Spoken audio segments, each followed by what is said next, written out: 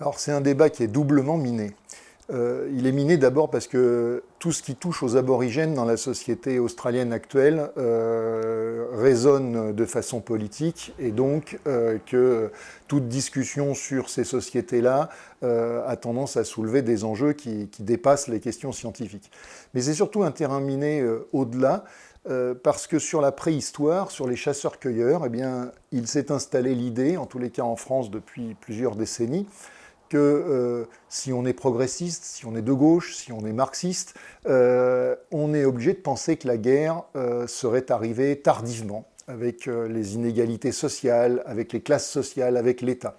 Et on a le sentiment que affirmer que la guerre existe, y compris dans des sociétés qui ignorent la richesse, ce serait quelque part la légitimer, la justifier, ce serait une opinion réactionnaire.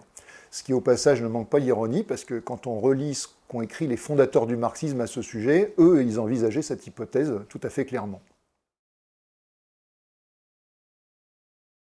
Oui, alors quand on s'intéresse donc à la justice aborigène, on est frappé d'abord par une chose, c'est que ces gens-là ont une justice extrêmement complexe, extrêmement élaborée, avec une grande variété de manières de faire. Ce que j'ai appelé des procédures, j'ai essayé de choisir un mot un peu valise, parce qu'il fallait que je fasse rentrer dedans un certain nombre de choses très diverses. Alors ils font, pour le dire très rapidement, ces gens-là font par exemple des duels qui ne sont pas des duels à mort, qui sont des duels limités, mais qui peuvent être individuels, qui peuvent être en groupe, qui peuvent être parfois massifs avec plusieurs centaines de combattants. Ils appliquent la peine de mort. Ils se vengent aussi par compensation, ce qui n'est pas la même chose que la peine de mort. La vengeance par compensation étant une vengeance privée qu'on exerce à l'égard de quelqu'un qui vous a tué quelqu'un et vous allez donc compenser ça par un assassinat. Ils ont des châtiments corporels, bref, ils ont toute une gamme de procédures et on ne peut pas étudier la justice de cette société, essayer de la comprendre sans s'attacher à ça. Alors évidemment, la grande variété de ces procédures tient sans aucun doute à l'absence d'un État. Chez nous, l'État a fait en sorte que on a, calibré un certain nombre de choses et que donc, quand on a affaire à la justice, ça se passe, on va dire, en gros, toujours de la même manière. La justice australienne étant une justice sans État, elle est moins calibrée, elle est plus diverse. Alors donc, quand on inventorie l'ensemble de ces procédures, on a envie d'en comprendre la logique. Et pour en comprendre la logique, on est obligé de tenter d'élaborer une classification, ce qui d'ailleurs n'avait jamais réellement été fait. Les gens qui ont suivi sur mon blog mes différents essais ont pu voir à quel point je m'étais battu comme contre un Rubik's Cube pour essayer d'aligner les faces et où à chaque fois il y a encore un petit quelque chose qui coince, mais finalement finit par aboutir à une classification satisfaisante. En gros, on peut dire que les procédures s'organisent autour de trois grands principes.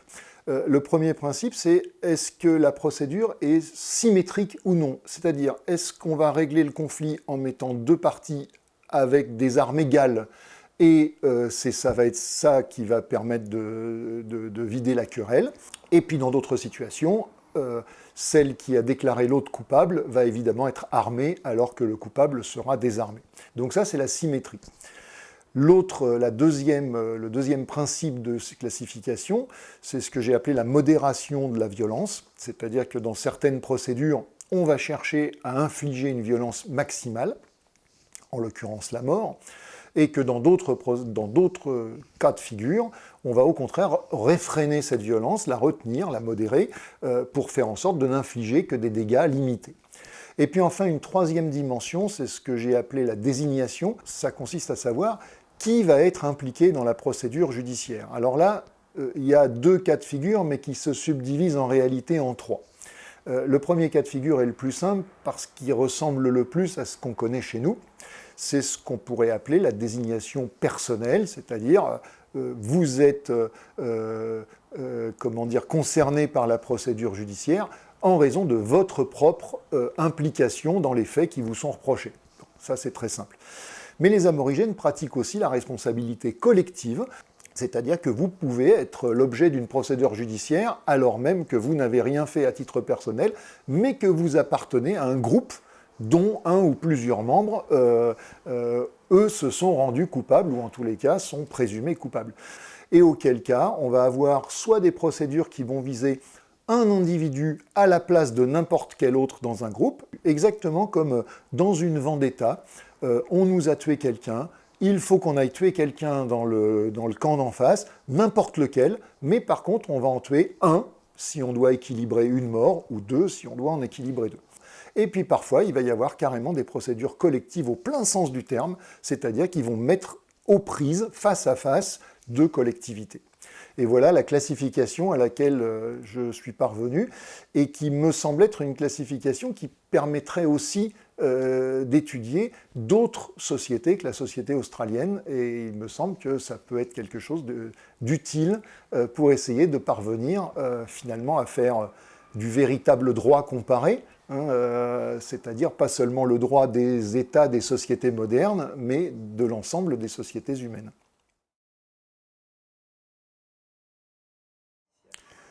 Alors ce qui est très intéressant, c'est que cette classification des procédures judiciaires, qui est une classification sur leur forme, sur leur aspect, sur leur déroulement, eh bien, elle correspond en fait à une classification des contextes sociaux. Alors tout ça peut paraître un petit peu abstrait, mais en réalité, c'est pas si compliqué que ça. Qu'est-ce que c'est qu'une procédure symétrique? C'est une procédure où on a un différend avec quelqu'un, mais aucun des deux n'est considéré comme coupable. Donc on vide la querelle en se tapant un peu dessus, en général dans des limites acceptées par avance, et après on est copains. Qu'est-ce que c'est qu'une procédure asymétrique? Eh bien, c'est une procédure où l'accusateur inflige une sanction sur un coupable désarmé. Voilà. La modération, elle va correspondre tout simplement à la volonté d'appliquer pleinement la loi du talion. Ces sociétés sont des sociétés sans richesse. Le principe de base de la justice, c'est œil pour œil, dent pour dent. Et en particulier dans les sociétés aborigènes, la justice inflige des sanctions physiques. Elle ne demande pas des confessions, elle ne fait pas état de remords publics ou de choses comme ça. On ne travaille pas la psychologie, on meurtrit les corps. Et donc dans la société australienne, par contre, en revanche, on va parfois demander œil pour œil, dent pour dent. Parfois, pour un œil, un peu moins d'un œil, pour une dent, un peu moins d'une dent, parce que justement on est un peu copain avec les gens et donc on ne tient pas à envenimer les choses. Et parfois, inversement, on va déployer la violence au-delà, et pour une dent, on va prendre toute la mâchoire, selon l'expression consacrée. Quant à la désignation, eh bien tout simplement, considère-t-on justement que la culpabilité se fait à l'échelle d'un individu ou d'un groupe tout entier? Eh bien, c'est là où des questions très politiques de solidarité, à la fois de solidarité des victimes et de solidarité des coupables vont entrer en jeu, et où selon l'état des relations entre les deux groupes, l'affaire va rester un conflit individuel ou au contraire risque de s'envenimer pour devenir un conflit global. Alors, la définition de la guerre pose traditionnellement problème. Ça fait des décennies que les anthropologues en discutent sans arriver à se mettre d'accord. Pour dire les choses très simplement, dans nos sociétés avec des États, c'est assez simple de définir une guerre, encore que ça l'est moins que ce qu'on croit généralement. Mais quand vous avez une société sans État, vous avez des conflits collectifs et meurtriers qui ne sont pas pour autant réellement des guerres, ou dont on sent que ce n'en est pas réellement, typiquement des vendettas, des vengeances entre groupes ou entre villages. Et donc, depuis très longtemps, l'anthropologie essaye de définir quelle est la limite entre la vendetta et la guerre. Alors, les causes de la guerre sont moins difficiles à déterminer que surprenantes à nos yeux. Pour regarder les causes des guerres, en tous les cas les causes immédiates, eh bien, il suffit de regarder les sources et ce que les interlocuteurs, qui étaient parfois les aborigènes eux-mêmes, en ont dit. Or, ce qu'on voit, c'est que dans ces sociétés dépourvues de richesses, où les richesses ne jouent pas un rôle social, on ne se fait pas la guerre pour se piller, on ne se fait pas la guerre pour dominer politiquement, on ne se fait pas la guerre pour se réduire en esclavage, encore moins pour des questions de religion. Mais en revanche, ils se font la guerre pour faire valoir leurs droits, pour se venger.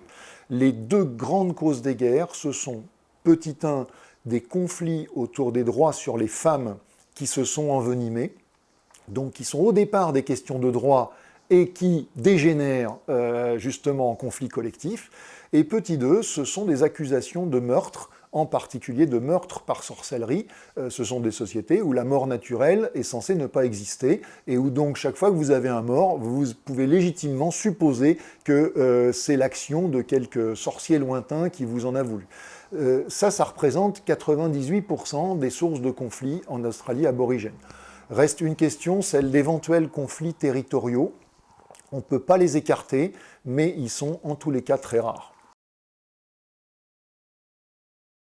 Il y a très peu d'éléments qui militent en faveur de l'idée que la guerre aurait été apportée par la colonisation. Moi, il y a deux séries d'indices qui me semblent absolument réfuter cette possibilité-là. D'une part, ce sont les motifs des guerres elles-mêmes.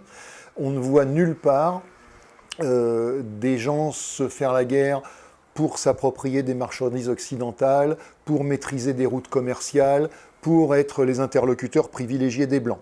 À aucun moment on voit ça dans les sources. Et puis deuxièmement, quand les aborigènes eux-mêmes parlent de leur guerre, ils n'en parlent jamais comme d'un phénomène récent. Il faut voir que la colonisation était très rapide en Australie. Elle s'est faite sur moins d'un siècle dans un territoire qui est grand comme les États-Unis. Or, si la guerre avait été un phénomène récent, les aborigènes eux-mêmes auraient dit du temps de nos grands-parents, du temps de nos ancêtres, nous vivions en paix et il s'est passé quelque chose d'affreux dans les dernières décennies. C'est absolument pas cela qu'ils disent. Ils disent exactement le contraire. Ils présentent la fondation du monde comme c'est en fait par la lance et par la hache, hein, et ils présentent leurs ennemis comme des ennemis ancestraux invariablement. Hein. Et donc au contraire, la colonisation a plutôt mis fin aux guerres, à la fois en imposant l'État qui a donc interdit les guerres tribales, et puis aussi tout simplement en exterminant les aborigènes, ce qui a fait que par manque de combattants, les guerres se sont éteintes très rapidement. Alors évidemment, ce sont des sociétés de chasseurs-cueilleurs mobiles, elles n'ont ni tribunaux, ni prisons, ni procureurs professionnels, ni armées professionnelles. Ça n'empêche pas que dans certaines régions de l'Australie, on a des lances spécialement destinées à infliger des châtiments corporels et qui sont des lances avec des barbelures inversées. Donc vous taillez des barbelures pour empêcher qu'on extrait la lance et vous mettez des barbelures inversées pour empêcher qu'on la coupe et qu'on l'extrait dans l'autre sens. Ce qui veut dire que si on vous perfore avec ça, on est obligé ensuite de vous découper la chair avec des pierres et à vif, parce que dans ces sociétés-là, on n'a pas d'autres moyens. Inutile de vous dire que ce châtiment corporel, vous vous en souvenez. Et il est infligé généralement dans la partie de votre individu qui va vous faire le plus mal sans vous tuer, c'est-à-dire en haut de votre cuisse, derrière, là où c'est le plus charnu. Il y a même quelques récits comme ça sur des tribus où les anciens se flattent de leurs cicatrices et montrent leurs cicatrices aux jeunes pour montrer qu'ils ont eu une jeunesse dissolue et qu'eux aussi ont été lourdement punis quand ils étaient jeunes. En ce qui concerne la guerre, on a des instruments spéciaux. On entend assez souvent en préhistoire que les premières armes destinées à la guerre ont été l'épée de bronze et le bouclier de bronze. Je crois que vraiment que c'est une idée qu'il faut s'enlever de la tête. C'est peut-être les premières qu'on retrouve et qu'on identifie comme telles, surtout dans les restes de la préhistoire européenne. Mais quand on voit les Australiens, ils ont des armes de guerre, ils les appellent comme telles.